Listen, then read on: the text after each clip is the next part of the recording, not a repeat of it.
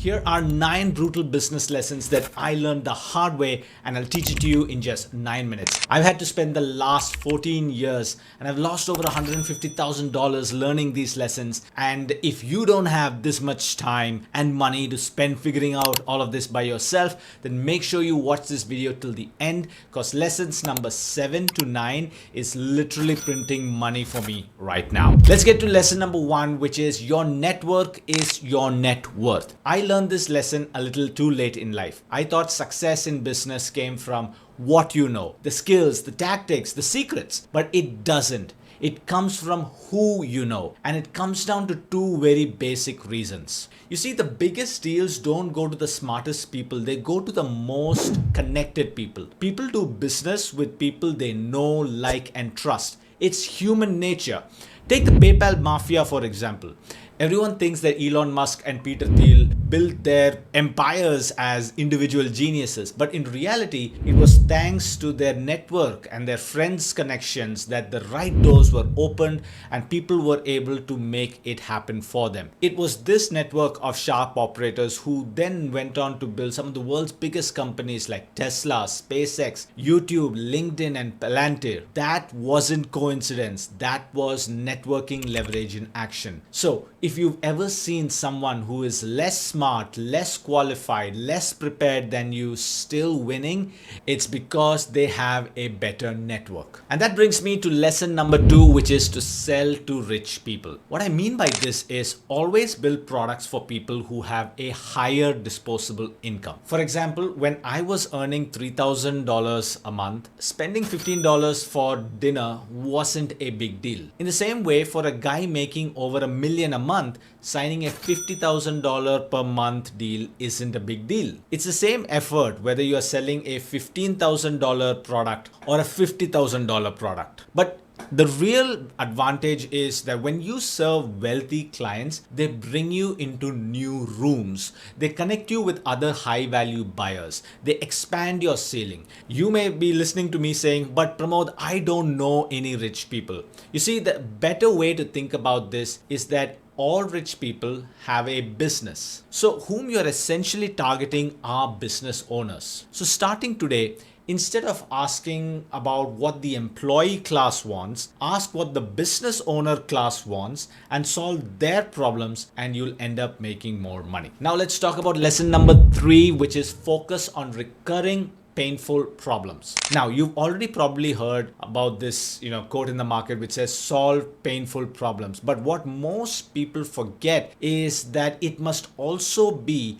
a recurring painful problem. Think about it. Why does Netflix print money? Because boredom is recurring. Why does Salesforce dominate? Because building and managing a sales pipeline is a recurring problem. If you want predictable revenue, you need a predictable recurring pain. And if you don't believe me, I did a research 2 years ago where I listed out all of the top earning companies, and I found consistently that companies that solve higher or more frequently occurring problems had revenues in the billions with a B, whereas companies that solved less frequently occurring problems, annually recurring problems, could at maximum reach revenue numbers in the millions. The real measure of a business's success is how many times it can get the customer to buy again and again from them. You see, the cost of acquisition of a customer is going up drastically daily, and the only way to recoup those costs going forward is making sure that your customers buy from you more than once and keep buying from you instead of your customers. And that brings me to lesson number 4, which is bake network effects into your products or services. So network effects mean that the more people use your product or service, the better it gets. So for example, think of Facebook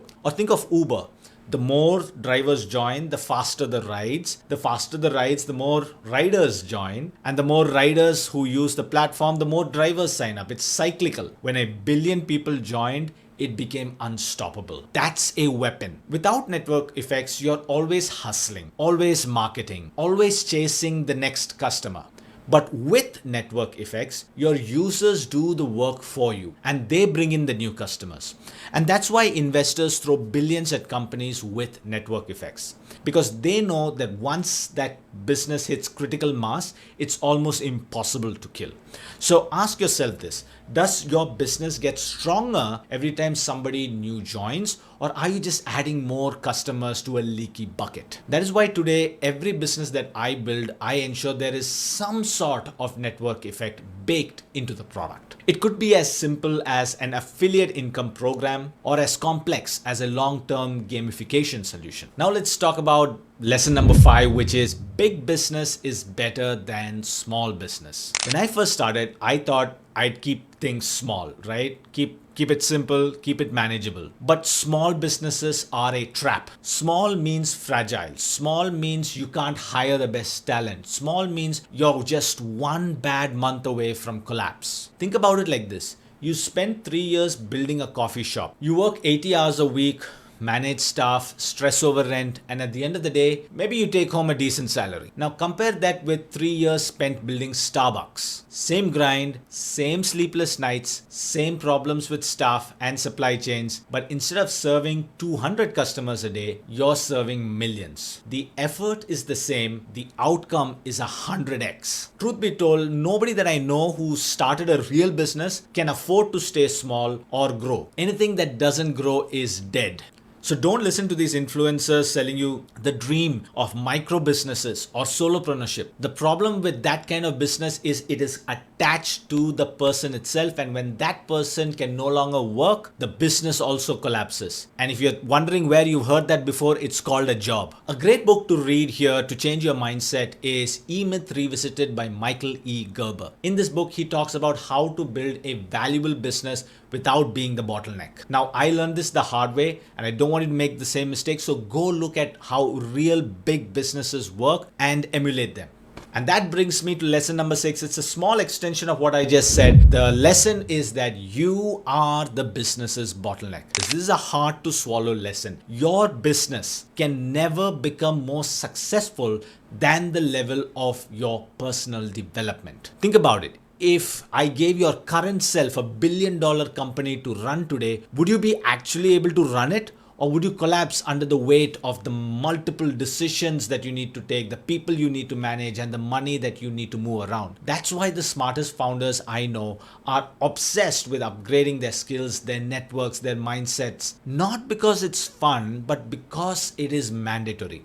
I had to learn this the hard way, that the business only grew when I grew. The bottleneck was never the market, never the competitors, never the product. The bottleneck was unfortunately me. I even had to step down from the business and hire a CEO who was better at the job than me. So leave your ego at the door and remember that the top guy is the bottleneck. And so if you have to, invest in personal development, mentorship, and coaching because they actually matter. Now over to lesson number 7, my favorite lesson that has helped me make a lot of money over the last few years, and that is to learn one-to-many sales. So we all know sales is the lifeblood of business, but many are optimizing for one-to-one sales. You can only have so many coffee chats, cold calls, or client meetings in a day. If you want real scale and growth and focusing on building a big business, you have to master one-to-many sales. That's when one pitch, one presentation, one video, one webinar, one ad sells to hundreds or even thousands of people at once. Think about it like the difference between being a door-to-door salesman and someone speaking on a stage to 500 people. With so much less effort, you can get a 500x result. This is why the world's biggest companies don't rely on great products alone. If you think about it, Apple sells with events. Tony Robbins sells with stadiums. Shopify sells with education. It is all one-to-many. It's also why I'm on YouTube and creating these videos. Do you get it? One-to-many. Now let's talk about lesson number 8, which is market is more important than distribution, and distribution is more important than product. So whenever you're thinking of starting a business, the first thing you need to check is if this is a $1 billion market or not. Here's why. A great market will pull you forward even if your distribution sucks. A bad or stagnant market will crush you even if you have the best distribution. I don't know if you remember, but before 2020, virtual meeting tools were not a really big deal. But when COVID hit and the market needed virtual meetings, companies like Zoom skyrocketed. Not because their tool was any better, but because the market suddenly expanded. Over the last few years, I have been building in big markets alone. And even when I failed with more money than the guys succeeding in smaller markets. Remember, distribution is gasoline, but the market is the fire. Without the fire, the gas is useless.